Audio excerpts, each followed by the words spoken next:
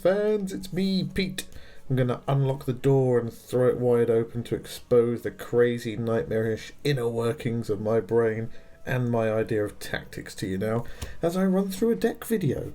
Coming up soon will be a Orruks versus Orruks mirror match, as voted by you guys on Facebook. So I've come up with a little deck. Now, it's Orruks, so it's going to be offensive, that's a given. So I'm going to try and give you a little idea of what I'm going through, and what I plan to try and carry out whilst I'm in the City of Mirrors. So I'm going to start with objectives. I've got 3 instant score objectives to try and get some of that early glory mid-game maybe, and get some of my upgrades out. The first one is Call of the War, score immediately if 3 of my guys make a charge action. I'm Orcs, it's a given, I'm going to be charging with nearly everybody most of the time. Crushing Force, score if a friendly fighter makes a successful attack that deals twice as much damage as is needed. Now, whilst Orcs have a lot of wounds, what I'm hoping to do is try and burn down a single Orc at a time. So I'll go in with somebody like maybe Hacker or Basher to start with, and then try and finish that person off with Gerzag, and I'll come on to how I plan on maybe doing that in a little while. And the last one is Too Dumb to Die, which means if he manages to get an attack off with Gerzag, who does 3 wounds, or maybe if he gets an inspired Bone Cutter to do an attack on somebody with 3 wounds, that won't kill one of my unwounded Orcs outright, and I will get a glory. Moving on to the next one, the middle set of cards. I've got a few here that I think I can try and get without Robin's interference, and some that I'll just have to rely on my natural skill. So Ploy Master, score if I play 3 or more Ploys. Luckily, if I'm lucky enough to get a handful of Ploys, then I'll be able to get that one. Brawl, score in an end phase for my friendly fighters are adjacent to enemy fighters. Hopefully I'll get that early. I'm going to be charging in, so hopefully I'll mix it up with Robin, get everybody in adjacent squares. I need to do that before any guys die, because I need 3 at least. Divide and Conquer. Whilst I'm planning on getting in Robin's face and getting in his side, early on there's probably going to be a couple of Orcs on both sides of the board, and that will give me a glory for that. Swift Advance. Score if all of my survivors are in his territory. That is my aim at some point to get into his side, so that's another glory there if I can achieve it. There's More of Us, score in an end phase if I have more fighters than my opponent, but if I'm lucky and I manage to take out a couple of his guys early, then it'll be 4-3, or if I'm really lucky, 4-2, so that will be an easy win. Biggest and the Best, score in an end phase if my leader takes out an enemy fighter. Well, Gerzag's pretty tough, and I'll come on to how I think I might be able to score that later on if I get hold of this objective. And Annihilation. There's only 4 Orruks and 4 Orruks. Somebody's going to get wiped off the face of the planet, I hope, and I really hope it's not me. So if I can get that one, 5 glory would be a game winner. And then I have 2 more objectives here. They are 3rd end phase objectives. I don't really want to bulk out my deck with them too much. So I have Conquest, score in the 3rd end phase if all my fighters are in my opponent's territory. Well, I've already got the other card which gives me that, Swift Advance, so hopefully that will be a 2-fer. And Superior Tactician, score in the 3rd end phase if I've scored 6 or more of my other objectives. If I'm lucky and I manage to score 6, then that's another 3 free glory. Can't say that with the other teeth in. Okay, so I've got those. I'm going to go on to my ploys to try and show you how I'm going to try and play the table a bit more. So now we'll move on to the ploys, and my first ploy is more chopping. Roll an extra attack dice for the first attack. Can't go wrong with that one. My next one is Scrag'em. Again, each friendly fighter that supports the first attack action in the next activation is considered to be 2 supporters. As there's 4 versus 4, if I can get some additional supporters early on, that would actually really help push things in my favour with single or maybe even double assists. Cunning but brutal, and brutal but cunning. If you're an Orruk player and you've got an Orruk offensive deck and you don't have both these cards, then you're a failure. Alright, it's a bit harsh, but they're just so good. Being able to either move and then attack, meaning you haven't charged, which means as long as you're in a good position you can attack again, or being able to attack and then move to put you into a place where you can then attack again in the following round. They're both just superb. There's no way you can't go with them if you're going for offensive in my mind. Mighty Swing, my first attack action with a range of 1. In my next activation it targets all adjacent enemy fighters. Now I'll come on to some of my upgrades in a minute, but I'm hoping to use maybe Gerzag on that one, or maybe even Bone Cutter if he's inspired, or possibly the other guys in a minute, and I'll show you why.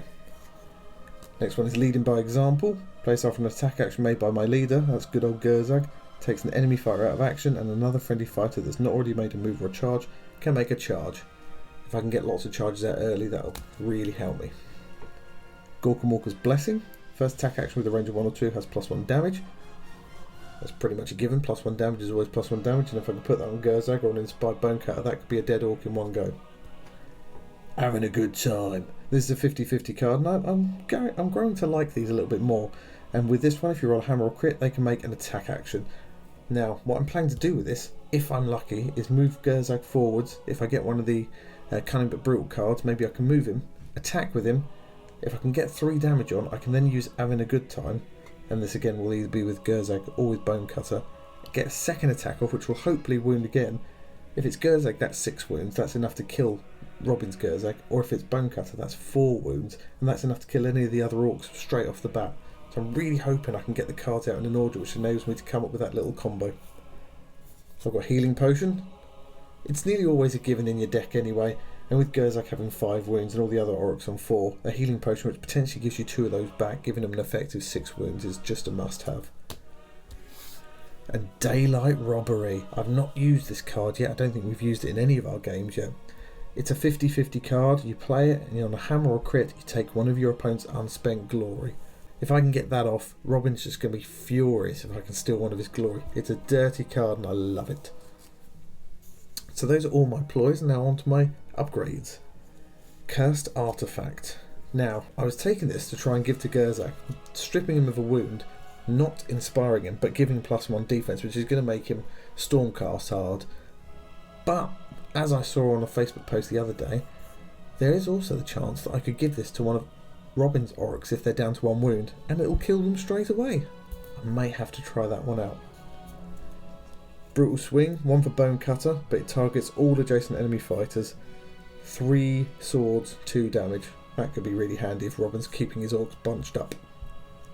Great Fortitude, +1 wound, goes without saying, always handy. Shade Glass Swords. 3 hammers, 2 damage, and on a crit it does +1 damage. If you manage to do a successful hit with it, it's discarded, but that's potentially 3 damage. That's going to be one for Basher or Hacker whilst they're uninspired, I think, just to suddenly turn them into glass cannons. Well, not even glass cannons, pretty iron hard cannons considering.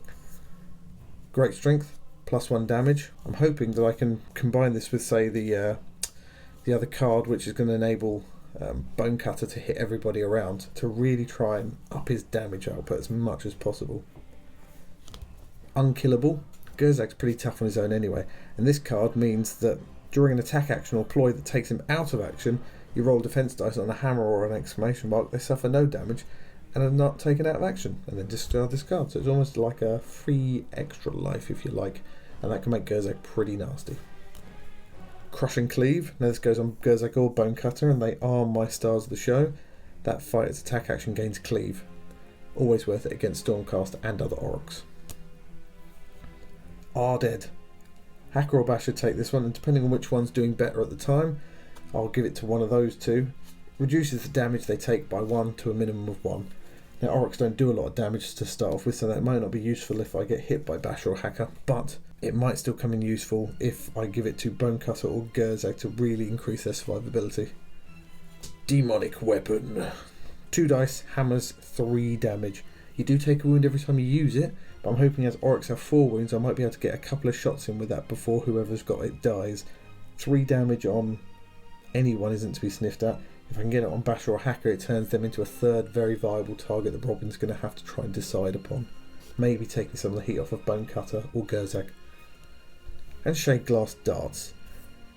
It rolls 3 swords, does 1 damage. On a crit it gets +1 damage, which means it's nearly always going to do 2 damage. I know the odds don't quite work out like that, but you know what they say, 1,000,000 to 1 chances come out 9 times in 10, so I'm hoping maybe if I get that one, I'll give it to Basher or Hacker and they can stay back a bit and just keep peppering the Orruks on the other side with as many, shots as they can, just to annoy Robin and maybe force him to make a bit of a mistake. My tactic with these guys is going to be simple. I'm going to get up in his face early on. I don't care about objectives.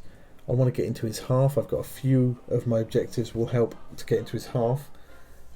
But other than that, I just want to kill him. I want to do as much damage as quick as I can. If I can get that Having a Good Time card off early, with Gerzag maybe doing 6 wounds to take out somebody early on, That would be absolutely brilliant. If I can take out his Gerzag early on, that would just be so much nicer for me, because Robin really will struggle to keep up the pace then. Anyway, that's the theory, and as we all know, the minute you step into the Mirrored City, theories go out the window. We'll see if the dice favour me on the night. Let me know if there are any Orruk v Orruk cards out there that you think I should take, or any of the cards that I have taken that are just nonsense. And I'll apologise now for taking Daylight Robbery. It's a filthy, filthy card, but I just had to do it. I really do want to give this one a try and see if I can make Robin scream with anger. Anyway, we'll see what happens. Let me know what you think in the comments below. Bye!